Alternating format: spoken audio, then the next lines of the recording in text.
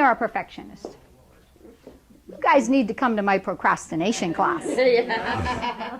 Okay, so We'll try. right, but you got to finish that one thing first. Perfectionist, we're waiting for the perfect time. Well, I'll do that when this happens, or well, I'll do that in 3 weeks. We want the perfect time, or we say, well, I got to have everything in order to do it. So we want all the details perfect before we do it, and so we don't do anything because it's not perfect.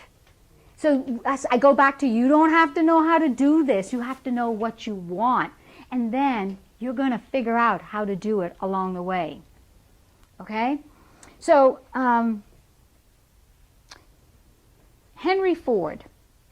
Henry Ford in 1903 came up with the automobile, right? The Model T. Everybody know about that. The interesting thing about Henry Ford is when he launched the car, there were no roads. In fact, the car was put on these bumpy old pothill like gravel, and that's what people were riding on. There were no roads when he built the car.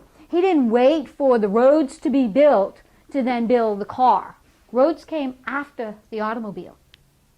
I never knew that until I was researching him. And it was the interesting thing is that what Ford said, which I thought was profound, is he said that people needed mobility, and that's what he wanted to give them. People didn't need a paved road. The paved road just made it easier to get that mobility with the car. So his goal wasn't about making the road, his goal was about making the car.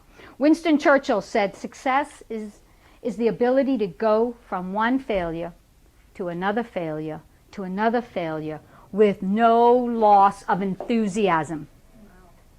No loss of enthusiasm.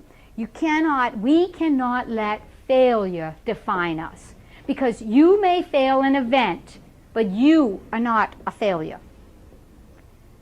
And we get very personally attached in life, and so then we say, well, it's got to be perfect, and if I fail, then it's not perfect, so I can't do it.